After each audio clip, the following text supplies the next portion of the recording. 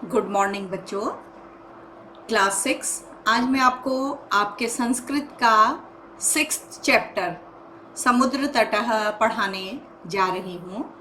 तो अपनी downloaded book या जिनके पास कोई पुरानी बुक है उसको ध्यान से देखिएगा। सबसे पहले आप देखिए कि आपके सामने षष्ठः पाठः लिखा हुआ है, यानी कि छठा पाठ या 6th चैप्टर, और दोनों में विसर्ग लगा हुआ है। विसर्ग के बारे में मैंने आपको पहले भी बताया है कि संस्कृत में और हिंदी में कई शब्द समान होते हैं, लेकिन संस्कृत में उन्हें विसर्ग या हलंत लगाकर लिखा जाता है। तो बच्चों, अगर लिखा जाता है तो उसका उच्चारण भी जरूरी है। दूसरा आपको दिखाई दे रहा है समुद्र तटः, जो इस पाठ का नाम है। समुद्र तटः का मतलब है समुद्र का किनारा। फिर आपको एक पिक्चर दिखाई दे रही है जिसमें समुद्र का किनारा, उसका चित्र बना हुआ है और कुछ लोग, बच्चे, ज़्यादातर बच्चे ही खेलते हुए दिखाई दे रहे हैं। और समुद्र में आपको दिख रहा होगा छोटी छोटी नौकाएं दिख रही हैं और लहरें भी दिखाई दे रही हैं। तो बच्चों, आप में से बहुत लोगों ने समुद्र का किनारा घूमा भी होगा, देखा भी होगा, उसके बारे में जाना भी होगा। और आपने हिंदी में समुद्र के पर्यायवाची भी पढ़े होंगे। पढ़े हैं बच्चों? समुद्र के पर्यायवाची होते हैं रत्नाकर, उदधि, सागर, तो जरूर पढ़े होंगे। तो आइए आज हम अपना पाठ पढ़ते हैं समुद्र तटः। इसकी खास बात यह है, आप जानते हैं इसके बारे में, लेकिन यह संस्कृत में है, आपके सिलेबस में रुचिरा पाठ में है, और आपकी परीक्षा में ये किस तरह से आएगा कि इसके या तो शब्द अर्थ आएंगे, प्रश्न उत्तर आएंगे, और इसका जो पैराग्राफ है संस्कृत में लिखा हुआ वो पेपर में आएगा, आपको उसका हिंदी अनुवाद करना होगा। तो हमें आज इस पाठ के शब्दों के उच्चारण पर, उनके अर्थ पर, पाठ के अनुवाद पर ध्यान देना होगा। तो बच्चों, आप जानते हैं कि हमारा देश 3 तरफ से समुद्र से घिरा हुआ है। पेनिनसुला कहते हैं ऐसे देश को। आपको पता है, जो देश या जो भाग चारों तरफ से समुद्र से घिरा होता है उसे क्या कहते हैं? आइलैंड, द्वीप। तो और हमारे देश को कहा जाता है प्रायद्वीप, जो 3 तरफ से समुद्र से घिरा हुआ है। तो बच्चों, इस पाठ का मैं आपको अनुवाद बताऊं, इससे पहले मैं आपको इस पाठ के शब्द अर्थ बताती हूँ जो इसी पाठ में है। इस पाठ में जब ये पाठ अंत होता है तो आपके शब्द अर्थ हैं। तो बच्चों, ये जो शब्द अर्थ आपके हैं, इनको मैं एक एक करके आपको पढ़ के बताऊंगी, और इन शब्दों का उच्चारण तथा उनका हिंदी अर्थ मैं आपको बताऊंगी। आप अपनी सुविधा के लिए उसके इंग्लिश अर्थ को भी देख सकते हैं, तो जिससे आपको इन शब्दों को याद करने में दिक्कत नहीं होगी। तो पहला शब्दार्थाः जो लिखा हुआ है, शब्द और अर्थाः, मतलब शब्द, संस्कृत शब्द और हिंदी में उनके अर्थ। तो पहला शब्द है समुद्र तटः। संस्कृत के कई शब्द आपको ऐसे मिलेंगे जो 2-2 या 3-3 शब्दों से मिलकर बने होते हैं। तो पहला ये शब्द जो है वो 2 शब्दों से मिलकर बना है, समुद्र तटः, समुद्र का किनारा। दूसरा शब्द है पर्यटनाय, यानी कि घूमने के लिए। तरंगैः, लहरों के द्वारा या लहरों से या लहरों के साथ। नौकाभिः, नौकाओं के द्वारा या नौकाओं से भी हो सकता है इसका अर्थ। जल विहारम, पानी का खेल या पानी की क्रीड़ा या पानी में घूमना, वाटर गेम्स भी कह सकते हैं हम लोग, या पानी में घूमना। बालू का भी, बालुओं से, रेत से। बालू का ग्रहम, ये भी 2 शब्दों से बना हुआ है, बालू का घर या घरौंदा। आप जब भी समुद्र के किनारे गए होंगे बच्चों, आप भी रेत से या बालू से जरूर खेले होंगे। मध्य, मध्य, दो शब्द जब एक से होते हैं तो बीच में डैश लगाया जाता है, या अगर संस्कृत में साथ लिखा जाता है तो डैश नहीं लगता है। बीच बीच में। प्रवाहयन्ति, धो देते हैं या बहा देते हैं। प्रचलति एव, चलती ही रहती है, मतलब जो भी घटना होगी, अब आपको पाठ में पढ़ाया जाएगा, वो बार बार होती है, ये मतलब है शब्द का। पर्यटन स्थानानि, घूमने की जगह। पर्यटन का मतलब होता है घूमना, स्थानानि होता है स्थान या जगह। अगला है मत्स्य जीविनः, ये भी दो शब्दों से मिलकर बना है। मत्स्य होता है बच्चों मछली, जीविनः है जो उस पर जीवित रहते हैं। अब क्या मतलब हुआ इसका? जो मछली से अपना जीवन चलाते हैं, यानी कि मछली पकड़कर बाजार में बेचते हैं और उससे उनकी जिंदगी चलती है, यानी कि मछुआरे। स्वजीविकाम, दो शब्दों से मिलकर बना है, स्व और जीविकाम, अपनी जीविका को, अपने रोजगार को। चालयन्ति, चलाते हैं।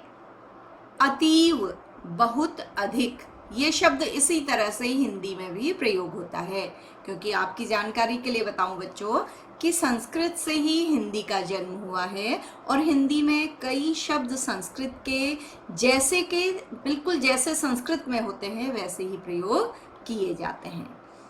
ठीक है, और कुछ शब्द अर्थ हैं उनको देखिएगा। स्वैरम, बिना रोक टोक के या अपनी इच्छा से, अपनी खुशी से। विहरन्ति, घूमते हैं, टहलते हैं, देखते हैं। दीर्घतमः, सबसे बड़ा, दो शब्द हैं दीर्घ और तमः। दीर्घतमः सबसे बड़ा, सबसे लंबा। प्रायद्वीप, तीन तरफ से जल से घिरा भूभाग। मैंने आपको बताया था कौन है ऐसा भूभाग, हमारा देश। संगमः, मिलन, जहाँ दो नदियाँ, दो समुद्र, तीन समुद्र या तीन नदियाँ जितनी भी मिलती हैं उसे संगम कहा जाता है। इलाहाबाद में आपको पता होगा कि नदियों का संगम है, आपने सुना भी होगा। युग पद एव, दो शब्द हैं युगपद और एव, एक साथ ही, यानी कि एक साथ। दृष्टुम शक्यते, देखने में समर्थ होते हैं या देखा जा सकता है। तो बच्चों ये इस पाठ के कठिन शब्द थे जिनके अर्थ यहाँ लिखे हुए हैं, जिनका उच्चारण करके मैंने आपको बताया है। आप भी इनका उच्चारण करेंगे फिर से और इन्हें याद भी करेंगे, क्योंकि हमारे परीक्षा में शब्दों के अर्थ भी आते हैं। तो बच्चों अब हमने इस पाठ के कठिन शब्दों के पश्चात इस पाठ के अनुवाद को पढ़ना है। तो बच्चों आपको पता होगा विश्व का 3/4 भाग जो है पानी से घिरा हुआ है, उसमें समुद्र ही समुद्र है, पानी ही पानी है। तो आज हम अपने देश के समुद्र तटों के बारे में पढ़ रहे हैं। तो हमारे देश में बहुत सारे समुद्र के किनारे हैं जो घूमने लायक हैं, जिनमें व्यापार का, बिजनेस का काम होता है, या जो अपनी अलग अलग विशेषताओं के लिए प्रसिद्ध हैं। क्योंकि आपको मैंने बताया था कि हमारा देश 3 तरफ से समुद्र से घिरा हुआ है, तो ऑब्वियसली उसमें जो समुद्र के किनारे हैं वो भी ज़्यादा होंगे। तो आइए हम इस पाठ में इसके बारे में पढ़ते हैं। एक चीज़ और बतानी है आपको कि आज आपको जो लिखित कार्य करना है वो शब्द अर्थ लिखने हैं। पहले संस्कृत शब्द लिखेंगे, उनके सामने उनके हिंदी अर्थ। इंग्लिश अर्थों को लिखने की ज़रूरत नहीं है, केवल अपनी जानकारी के लिए, अपनी नॉलेज के लिए आप उनको पढ़ लीजिएगा। उसके पश्चात आपको आज संस्कृत जो वाक्य हैं उन्हें कॉपी नहीं करना होगा, केवल उसका हिंदी अनुवाद करना होगा। तो अब मैं एक एक शब्द करके इन शब्दों के अर्थ आपको बताती हूँ, फिर पूरे जो वाक्य है उसका अनुवाद आपको बताती हूँ। बच्चों, मैं अर्थ इसलिए नहीं कह रही हूँ कि संस्कृत में केवल उतना ही लिखा जाता है जितना शब्दों का अर्थ होता है, उसे अनुवाद कहते हैं। उससे अतिरिक्त ज़्यादा लिखने की आवश्यकता नहीं होती है। अगर आपकी परीक्षा में आता है तो आपको कहानी नहीं लिखनी है, जितने शब्द यहाँ लिखे गए हैं जिस तरह से, केवल उनका अनुवाद करना है। ठीक है, तो हम अनुवाद पढ़ रहे हैं। एषः, यह।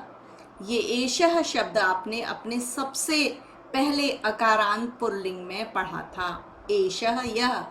समुद्र तटः, समुद्र का किनारा है। यह समुद्र का किनारा है। पहले मैं आपको अलग अलग शब्दों के अर्थ बताऊंगी, फिर पूरे वाक्य का। अत्र, यहाँ। लोग, जनाः मीन्स लोग, पर्यटनाय घूमने के लिए, आगच्छन्ति आते हैं। यहाँ लोग घूमने के लिए आते हैं। केचन, कुछ, तरंगैः, लहरों से, क्रीडन्ति, खेलते हैं। कुछ लहरों से खेलते हैं। केचन, कुछ। च, और। च जिस शब्द के बाद होता है हिंदी अर्थ में, वो उससे पहले आ जाता है बेटा। तो च और, नौका भी, नावों से, जल विहारम, जल में खेलते, कुर्वन्ति, करते हैं, जल में खेल करते हैं। तो कुछ पहले और आ जाएगा, और कुछ नौकाओं से जल क्रीड़ा करते हैं। तेषु, उनमें से, केचन, कुछ, कंदुकेन, गेंद से, क्रीडन्ति, खेलते हैं।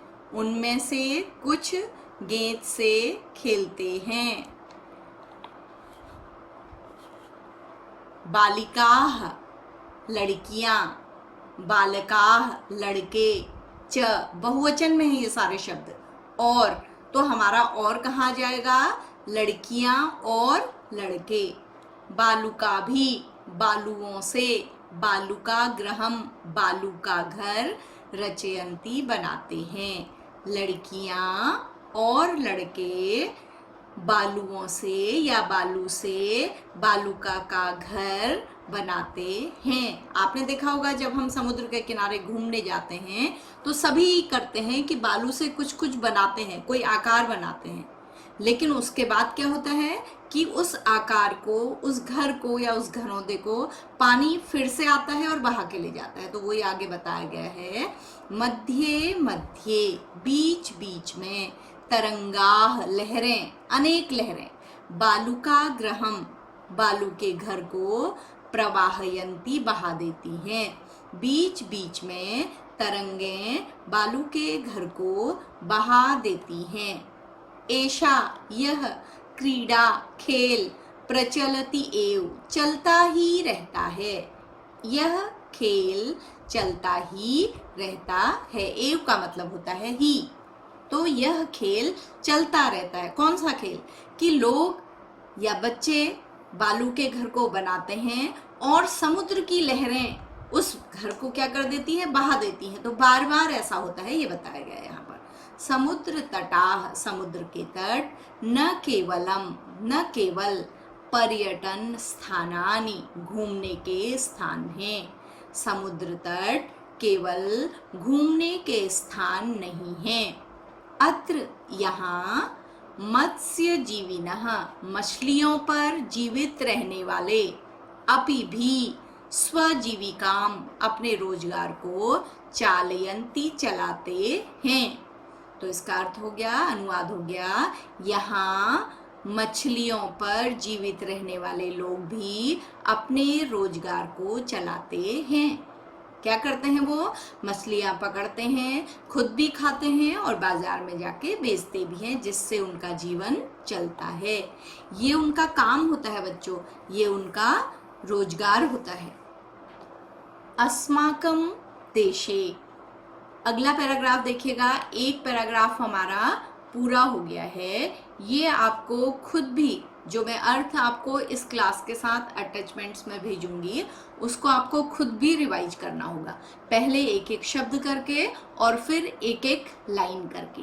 अस्माकम हमारे, देशे देश में, बहवह अनेक, समुद्र तटाह समुद्र के किनारे, संति हैं हमारे देश में अनेक समुद्र के किनारे हैं।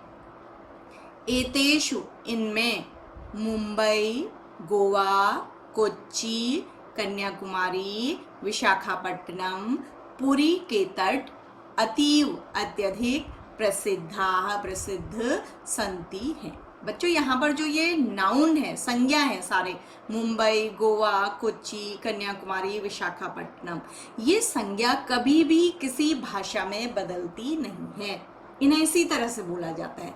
तो ये संस्कृत में भी ऐसे ही है और हिंदी में भी आप इसे ऐसे ही लिखेंगे, और इंग्लिश में भी कहना होगा तो इन्हें ऐसे ही बोला जाएगा। ठीक है, तो इसका अर्थ हो गया इनमें मुंबई, गोवा, कोच्चि, कन्याकुमारी, विशाखापट्टनम, पुरी के तट अत्यधिक प्रसिद्ध हैं। आप में से बहुत सारे बच्चों ने ये बीच देखे होंगे बच्चों। ठीक है, फिर हम क्लास में बात करेंगे कि किस किस ने ये बीच देखे हैं। गोवा तटः, गोवा का किनारा, विदेशी पर्यटकेभ्यः, विदेशी घूमने वालों के लिए, टूरिस्टों के लिए, समधिकम सबसे अधिक रोचते अच्छा लगता है। गोवा का तट विदेशी पर्यटकों को सबसे अधिक भाता है या अच्छा लगता है।